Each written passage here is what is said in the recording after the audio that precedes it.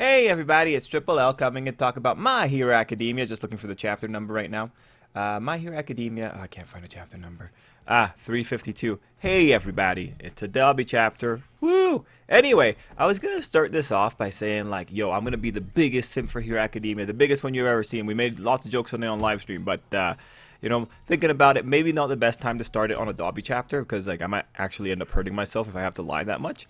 But no, just okay. Jokes aside, keep it in mind. I will be trying to simp for Hero Academia. I'm gonna be the best simp you've ever seen. But mind you, when I simp, it's gonna be logical and it's gonna make sense. You can take those arguments and use them elsewhere. Anyway, that's the preamble. So Hero Academia chapter 352. Let's get a little bit more serious.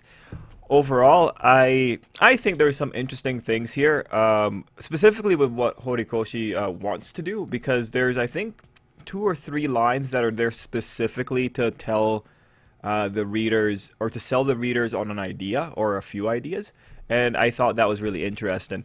Now, in terms of like the general notes, I think, like, I guess let's talk about what I think is going to happen next week. Next week, for the Dabi fans, I'm kind of hoping there's going to be more Dabi. I kind of hope there's going to be more Dabi doing stuff that's impressive. Maybe a few more attacks. Ida's still there. So I'm just going to like rattle off a few big ideas that I have. Like, maybe Dabi does one big explosion and Ida shows up and kicks him in the back of the head because we know that's really effective against Dabi. Or like he saves Shoto. You can throw that in there, have Ida do something. That specifically is answering the need for having Ida do something. Horikoshi might have ideas for Ida elsewhere. Like, very hard to tell. So that's one thing. Perhaps you have. I personally really want a Dabi monologue. So maybe we get one last Dabi rant before he blows himself up somehow. Maybe All For One has a self-destruct mechanism within Dabi somehow, and he can trigger it from a distance, just giving the last hurrah to Dabi and also hurting Endeavor. I think that's another very strong option. I don't know if you can tell, but like I'm going towards the direction of Dabi not actually surviving. If Shoto actually gets the victory here, I will 100% say I'm not really putting my money on that. And if Shoto's victory is stopping Dabi, then wow, props to the author, because I really did not think that's going to happen. I'm really not rooting for that to happen. I really do think it'd be funny if Dabi just goes down laughing. We'll have to see. We'll have to see whether or not Shoto's ice can, or like the power of his family pretty much, can go and stop Dabi, or if Dabi is going to say, well, dance with me in hell, guys. So we're going to have to see who really wins out there. But next week, I'm expecting one last Dabi rant. And if Dabi survives, then there's a possibility all that kind of payoff might be held off for a few more weeks. We might see it in another scene. If Dabi dies, Toga's still at play, so you might still see Dabi come back. It kind of have to see what Toga wants to do on that one.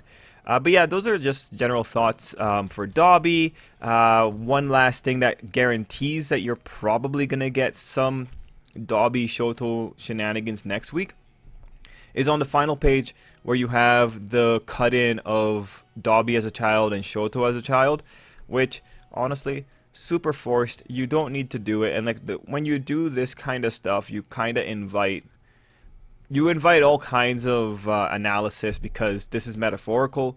The first thing that really should pop into your mind is that showing Dabi as a child, you're really calling back to the Shigaraki imagery. And if you're going to be calling back to the Shigaraki imagery, just kind of makes it feel like you're still trying to say that Dabi is comparable to Shigaraki, because you're, again, referring to the inner child.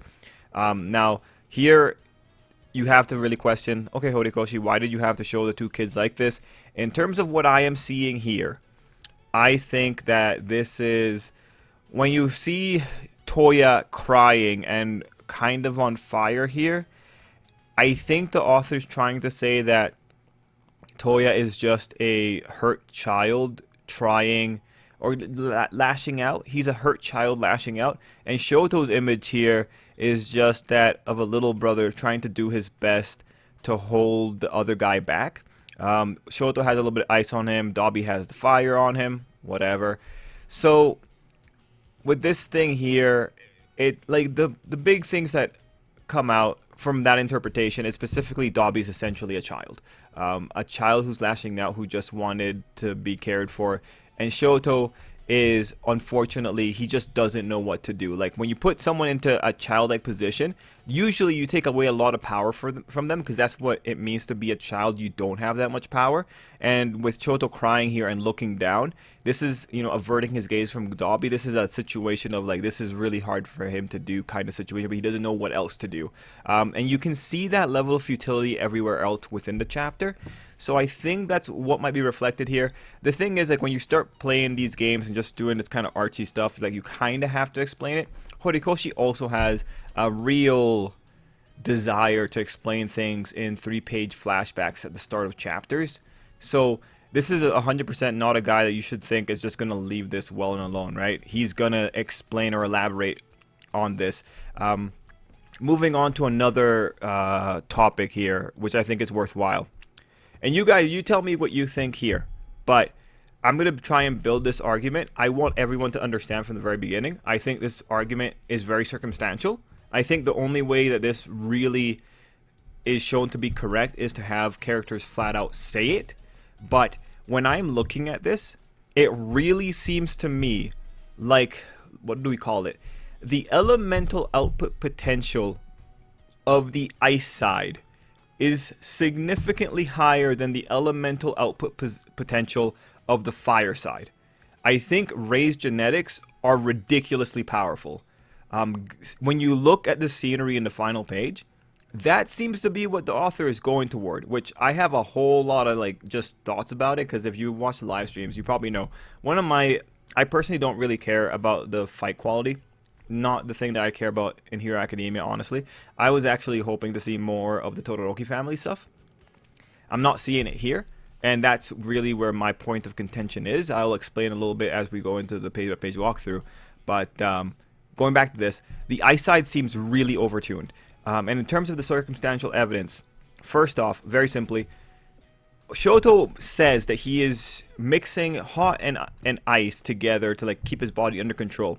But when you look at what's going on here, even though he's doing that, the fire side has its defining property, that being its temperature, stripped away from it. He's actually produced cold flame. And that's the manifestation of the fire side trying to keep the ice side under control for Shoto to be able to function. The other thing that happens here is that we know that Rei's genetics in particular have really good ice resistance. So in terms of the mathematics here, just to understand this, if Shoto already has really good ice resistance, and the fire side is there to specifically give him more resistance to the ice, that fire side isn't doing the hardest job that it has to do in the world, because Shoto's body fundamentally is already helping it. And if you want to look at this in another direction, we know that in Endeavor's genetics, he specifically doesn't have resistance to the higher outputs of his fire side. So that makes things a little bit more interesting here. I think overall, just on the first thing with the cold fire, the fact that the fire is having its properties fundamentally changed and the ice side isn't, is a really good indication that Rei's ice side is significantly stronger than Endeavor's fire side. Another thing that points towards it is that in the chapter, and this is one of the little things that the author does, and we'll talk about it in a different light later, Shoto makes the point that Dabi's heat, it's a heat that can even burn him. So what does it mean when the ice side is able to just flat out neutralize Dabi's heat when Dabi's attacking Shoto? Remember in the last chapter how he punched Shoto? Even when he was doing that, even when the fire was so close, Shoto still managed to cool down his arm. And some people like to point out that Dabi's the strongest fire user. And then when you remember Endeavor says his firepower is higher than Endeavor's. So what does it mean when Shoto, even when he's being attacked at point blank, is able to neutralize the pinnacle of Endeavor's heat and then some? Well, naturally, the conclusion would be the ice side's output strength is significantly stronger. Not only that, you can look at it in other directions. When you can look at the situation with Toya and pretty much all the Todoroki family and say yo, actually, Rei's genetics might be way stronger than Endeavor's. Rei's genetics are so strong that someone can start out looking like Endeavor, but by the end of the game, they'll end up looking like Rei. And then, that's Toya. And then when you look at the other siblings, Natsu came out with Rei's genetics, and Fuyumi, it's represented right there in her hair. It's mostly Rei's genetics hidden in there. When I'm looking at this, it really does look like the Ice Side's potential far dwarfs whatever it is that Endeavor can do. When you put together all the little pieces of information here, you could build the argument that the Ice Side's output is fundamentally higher. But because it's so circumstantial, and because we don't really know, the exact proportions of fire to ice and all that kind of stuff, well, you really do need the characters to come in and say like, yo, hey, Shoto, yeah, like mom's ice is like, holy crap, that is a lot, right? If you have someone acknowledge it, then this kind of argument is made valid. Could we have that next week? I would really like it, because I do think the Todoroki family's chat are kind of missing here, so I would like to see that there. Okay, so that's one spot there. Anything else to say? This fight was Shoto supremacy, and I'll show you the exact points that really indicate that this was Shoto supremacy. Yeah, the only other big thing I have to say is that I do think the Todorokis should have had more cut-ins. I was talking over the weekend with other fans, and I do think that the Endeavor versus Hood fight is a really good example of a Todoroki fight, and I think we could have added some more of that, but I have to withhold my judgment until next week, because if next week it starts and the Todoroki family's talking about stuff, then, that's kind of fulfilling what I kind of wanted there. Okay, I think I had one more general note, but I can't remember. So we'll just get into this here, starting on page 1. So one thing I want to say very quickly is that page 1 has this little thing on the side that says, it was mimicked flash fire versus flash fire made to stop a big brother. So that was interesting how they added that little thing there. All right, so page 1. So if you remember last week, I was saying we're going to get an explanation as to how this power works, because there's no way we're not going to get an explanation for it. Thankfully, Horikoshi gave us an explanation, and I think I made fun of this last week, but Horikoshi wasn't going to go for a super scientific explanation, and that's exactly what we got, not a super scientific explanation. Yeah, Horikoshi isn't in the, he's not at the greats of Shonen Jump science exposition. Like, he'll never really hit that level, and that's okay. We'll just accept it as is. So on this page, you have another person again saying, I can't believe they're making you fight him. It's really interesting that how the author has picked this to be, one of the dramatic points that Shoto has to always be reminded of. How many times have we seen Shoto actually tell people, nah, I'm doing this because I want to. Come on. You can calm it down now. But yeah. Page 1 has other concerning little things. Shoto talks about how, if you think of it as a punishment, Hawks made a wise choice. It's this isn't necessarily a punishment, man. This isn't your fault. But Shoto goes on to say, Dabi's existence is my family's crime. So he really does believe this. And this is where a lot of my problems begin. You call Dabi's existence his family's crime, but then there's no real emphasis on the family aspect. Again, Endeavor versus Hood, best example of how to bring in the family while Endeavor's doing stuff. Because you can accentuate different movements within the fight with exposition from the family. He's done it before. We know he can do it to really good effect. We don't really see it here. Horikoshi's approach on this might just be, I'm going to show you all the fight, and then I'm going to show you all the fight when we go to that chapter break. Because it's a natural break, I will show you the rest, and that way we don't ruin the momentum within the fight. I think that's what he's doing. That's what he's been doing the entire final act. He doesn't want to ruin his momentum, so that's kind of why we end up with this horrible style of flashback and then chapter. And I say horrible style because if anyone else does this, their manga gets canceled. It's not a good style. It's just Horikoshi that does this, and it's just this is probably a style that works best in a weekly manga. Anyway, Shoto goes as far as to say that Dabi's existence is his family's crime. That does set up that there should be more family interaction. When you have the Todoroki family making such a big deal with Endeavor in the hospital, it is unfortunate that you don't really see that kind of payoff here, which is really what biases me to thinking that we're going to get the Todoroki family commentary at the beginning of next chapter. We'll have to see. Anyway, what I would like to see here is them bringing in some metaphors about their mother, because the mother has failed Shoto and Dabi, no question about it. Say, Ray failed these guys, but now it's Ray's ice that's ultimately stopping Dabi. If you just add that little message there, I think it would be pretty perfect. Oh, by the way, these guys are in the bathroom. I gotta say, guys, I could never, ever ever get in a position where I would ever want to show my junk to other guys. Especially not when someone like Mineta is there, because you know Mineta is looking at everyone's package and he's 100% taking notes to know who's got the biggest schlong. You know Mineta does that. Why would you, like, getting naked around Mineta is just an invitation for this guy to gawk at you. Like, I just couldn't do it. But you know what? These guys are a lot more masculine than I am, so props to them. Anyway, page 2, we see Shoto explaining the whole thing. The big thing that you get from page 2 is that it's hard to maintain very long. It just adds context, because that's what we've seen in other parts of the chapter, and I think in the previous chapter. One last thing I would like to say here is that you can see Bakugo here in this image, and he looks really banged up. It looks like he's got a lot of scars, a lot of texture on him. We then go to page 3, where Horikoshi gives us his best attempt at explaining how powers work, where he says, I can elevate flash fire by using my right side and left side at the same time. My heart is central to making both hot and cold manifest. Then he goes in and says he cycles heated and chilled blood throughout to create stability inside his body. I will give Horikoshi props here. Like, you know, there's the vessels that take blood away from the body or from the heart, and vessels that bring blood back in. So I think there's actually a really easy mechanism there to create the kind of balance. Again, I do think it coming out as cold fire is indicative of, like, Rei's eyesight is incredibly powerful, where even the fire's nature is being changed. Like, that's messed up, man. But yeah, one of the best lines here is where Todoroki says that Endeavor sought out ice that could stifle the inner heat, while he's going in other directions, indicating that he's going for fire that can warm up the inner cold. So I actually really like that. I thought that was an incredible little turnaround. I like how that ultimately manifests. Probably one of my favorite lines in the chapter. Actually, no, it is my favorite line of the chapter. I like the affirmation there.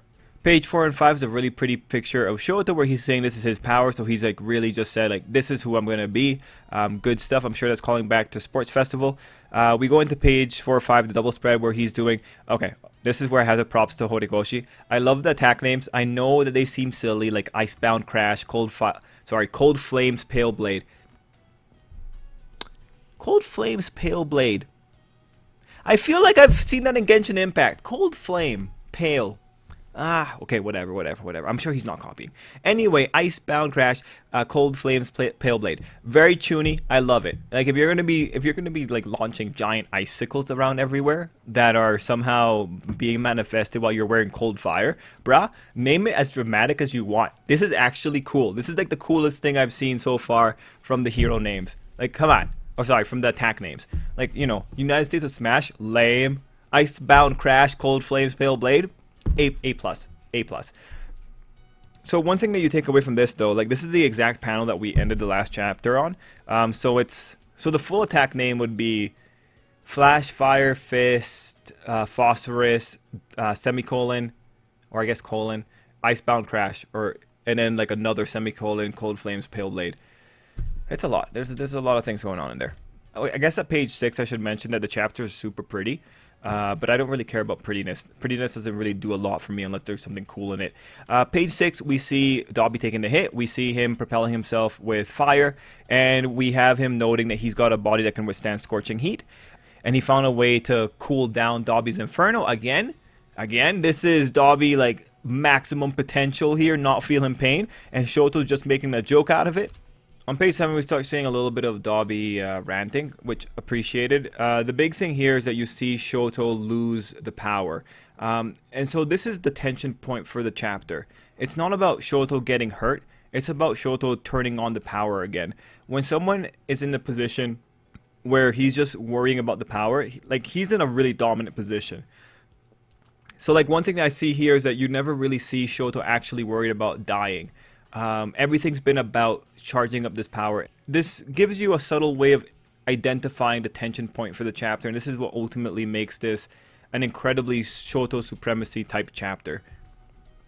Anyway, in terms of Dabi's rhetoric here, a warped rail can never mingle with a straight and narrow one.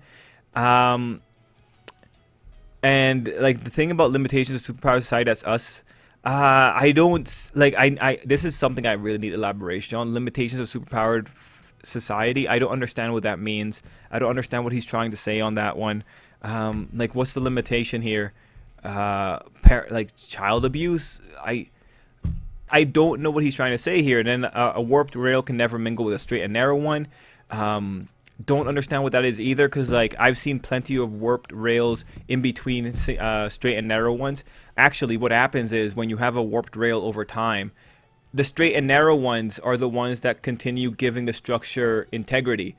So even though you have a warped rail, as long as you have straight and narrow ones, the warped rail doesn't actually doesn't damage the overall integrity of the object unless it's in a critical position. So like even the metaphor, depending on what exactly you're looking at, no, warped rails actually need straight and narrow ones if they want to make sure that they don't crumble, or like whatever structure they're holding up doesn't crumble, or break apart. Structural integrity. Point is, on another position you can say like the reason you have many points of support is so that if one of them fails, the other ones can catch the slack. So this doesn't make sense. Let me know what you guys think down below about the limitations of superpower society. Then he goes into like running in parallel but forever apart. I wonder if he's like also talking about like train tracks. Anyway, if he's saying like this just doesn't make sense. Is he trying to say like rail like a when he says rail, is he trying to say like the kind of thing that a minecart rides on or something? Like the other thing, like, running in parallel but forever apart doesn't make sense, because if it's a warped rail, logic says eventually it's going to crash into the other one, which is exactly what's going on in the chapter. Like they're crashing right now. Like there's no such thing as a warped rail running in parallel to a straight and narrow one. If a warped rail is running straight and if it's running parallel to a straight and narrow one, then fundamentally it must be straight and narrow. Okay, whatever. You know what? I'm actually really enjoying this now. I'm 100% in. You know what? Horikoshi, 100%. This is really, really good, because this doesn't make sense, and that's pretty appropriate for Dabi. All right, now burn to ash, die for our sake. I'm trying to look to see if there's anything important on page 8 to 9. This is where the sidekicks step up. I know people want the sidekicks to die. I personally don't want them to die. I don't need any more death. Honestly, like we're at the end. Let them live. Burn-in's probably going to be okay, but they take the hit for Shoto, so he can charge up. Really appreciated, really cool. We go to page 11, that gives us a big line, heat that can even burn me. So again, indicating that, wow, yeah, Dabi's fire is super amazing. And again, the thing that makes Shoto's ice amazing is that it's quenching, or it's like pretty much destroying the heat that can burn even Shoto and overcome his fire resistance. Again, Shoto's ice, without a doubt, makes a joke of Dabi's maximum potential here, which is insane. Okay. Now, I'm going to be like a little bit mean here, because Class A is a little bit of a joke when we come and we look at how they actually behave, but we go into the little monologue where Shoto has his quick little reflections, which appreciated. I do kind of wish we had more Todoroki, but really appreciated it. Shoto talks about how he feels like everyone got so far ahead of him. And then we have him saying like, oh, but they were always there. They were always kind of supporting me. Class A never left anyone behind. They were always there to reassure me. And like in terms of a support group, yeah, Class A is pretty good. Let's be real. Emotionally, they might all be like relatively close together.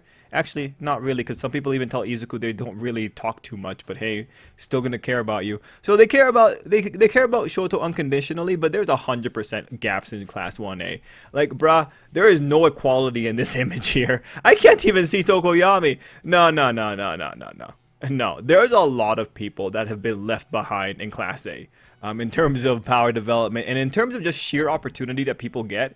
Like Izuku, Kirishima, Ochako, Tsuyu, by far, they have like the most opportunities in this classroom. Someone like Sato can't even compare to the possibilities that Shoto is handed, right? Like, I am sure that there are other people in Class 1A that are going to talk about, yo, I felt like I was being left behind, bruh. But my friends were always there for me, so I knew that even though I was being left behind, actually, they were still gonna like grab me and pull me through. Yeah, no. Like Ochako too. Ochako's like the poster girl for being left behind. Like actually, she's been physically left behind before. Yeah, no, it's funny. It's funny how like you have to play this game, but like when you look at the actual class dynamics within Class A, aside from the emotional aspect, no, a lot of the kids in Class 1A must have inferiority complexes when you compare it to like Izuku, Ida, Bakugo, sometimes Ochako. Oh, yeah, no, we know that Momo has inferiority complexes. Like, we don't even... God only knows what losing Midnight did to her. Oof. Anyway, what I liked on page 11 is Shoto doing the build-up. So I'm looking here, and I can see that he has fire going on his legs. So what I think happened here is that he did that thing that Endeavor was trying to teach him how to do. That's the only thing that really explains the hyperspeed that he hit Dabi with. So actually, I thought that was really cool because it takes a while to actually notice it, that he's doing the build up and like sudden release. We also have a callback to your ultimate moves symbolize you. So nice that we have the callback to that particular scene. I don't know if you've noticed, but like when you look at what Shoto's calling back, this entire thing has been Shoto calling back to seemingly random events in his life. And to me, this just feels like this was never a plan. It just seems like Horikoshi is actively grabbing at pieces that he's had in the past and trying to make a coherent picture with it. I understand that. I do it too. Like, there is a lot of value in doing that because it makes it seem like everything was part of a plan or everything was worthwhile. So you definitely want to have that worthwhile segment there. What's good here is that he gave himself enough pieces that he could try and string something together. That said, I do feel it's a little bit haphazard. I think he's just shoving a bunch of things in there to make this seem like it has more significance. But at the end of the day, for me, you know, Shoto does have a lot of... I think Shoto has a strong emotional arc here. But again, when it comes to this conflict with Dabi, there's another character that has better setup for it. But still, you gotta appreciate the effort here because like what the author went in here to do was specifically, hey, I need to make Shoto seem like he's impressive, or like I need to make Shoto seem like he's correct to be here. So this isn't something that came about naturally. This is something that came about with extreme effort, and I can appreciate that. On page 12 and 13, you have Shoto answering, "No, like we're gonna mingle, like." Straight and warped are gonna come together, and then Shoto mentions to please just stop. So in the fan translation, the wording was kind of throwing it off a little bit because in the fan translation it made it sound like Shoto was saying that you can change the direction your life is going in, but then he went and said stop. What was strong about it in the fan translation was that Shoto was acknowledging that he couldn't actually make Dabi switch directions. He could only stall him. The Viz translation or the official translation doesn't give you that problem, which ultimately I find extremely interesting.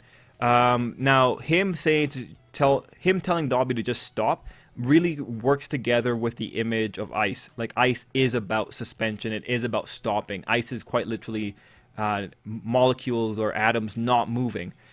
Now, relatively. It's the reduction of the rate of vibration, right? So I really enjoy that. I thought that was pretty solid. The idea of what cold is, I think the wording kind of fits together with it. Props. Now, as to what we're seeing here in this image where Shoto says just stop, it looks like Shoto pretty much... Actually, it looks like Shoto pretty much blew out all of the heat from Dabi's back. I can only imagine what that did to his insides. And then uses great glacial... I don't know how... I've never seen that word before. I have no idea how to pronounce that. I'm just going to call it Great Glacier. Now, when we go into that final page, even though Shoto was shooting to Dabi's backside, what's most important to notice here is that everything behind Shoto was affected too. So, God only knows what happened to every other person that was in the area. Because this might call back to like to USJ of Shoto being like, yo bro, I gotta make sure I don't give anyone any frostbite. No, like there's no way around this, right? If Dabi represents the maximum fire potential in Endeavor's bloodline, holy crap, raise ice, holy crap, bro. We need them to say that raise ice is significantly overtuned. Now, the other thing that I really saw is that people were talking about Dabi losing a leg. And honestly, I gotta tell you, I'm not really sure what I'm seeing here. Like, I can see the spot why you would say that he's lost a leg. And like, to be fair, he was using fire out of his legs earlier. But I can't tell. I can't tell at all what's going on here. Like, I see this little spot here where there's something that's frozen immediately behind Dabi. I wonder if that's his body parts, but I don't know. Yeah, nah. It was one heck of a chapter. So overall, 352. I think 352 was a Shoto supremacy chapter. I think Shoto can bring about an Ice Age all by himself at this rate. The ice side is significantly overtuned. I really need Shoto reflecting on the fact, like, holy moly, my mom's ice is ridiculously powerful. Like, I just need him to acknowledge that, man, because this is insane. And again, you know, one of my other issues too is like people. Okay, so I think the fire side gets a lot of development. I think if you were to imagine a scale and a balance, you know, this one is fire side, this one is ice side. The fire side is like very heavy, and there's not really a lot of development on the ice side post Camino, pretty much. And the thing is, some people will say, well, you know, Shoto was always very comfortable with the ice side, so it doesn't need development. That doesn't make sense, because like then you're saying like Shoto's development before UA is better than the training that UA could give him. It just doesn't make sense. Especially with reconnecting with his mother, I would have liked more talks about like what the ice side means to him, just to, you know, reaffirm it, because this is a new Shoto. This is a Shoto who is trying to make peace with it. And mind you, like you do have Shoto finding peace here. It's just missing that little bit of spice from the ice side. I would just like to, if next week Horikoshi comes in and he says something like, yeah, you know, this is mom's desire to stop you too, or something like that, just connect it. Just connect it a little bit. If you're going to be calling back to Shoto's character all this much, just mention the other members of the family, because again, you say this is the family's crime. I would just like to see that. That's the only thing that I'm personally missing in the chapter, and I don't think that would be a bad thing.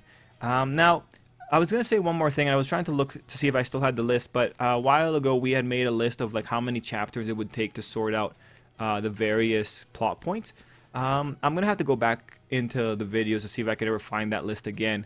But I think for the Dabi stuff, I think we're pretty much, we're going along the estimates, but I'll be looking through the video. I'll let you guys know if you're interested in that, if I ever find the video again, to see where exactly we are and how much chapters we thought Dabi would take. Anyway, guys, that is Hero Academia chapter 352. Ultimately, if you're a Shoto fan, I think very strong. The big question is what happens here next. I think the safest answer is that you're going to have Dabi talking to Shoto next week. And I'm personally hoping for Todoroki cutaways. Anyway, guys, let me know what you thought down below. And until next time, I hope you have an absolutely great day.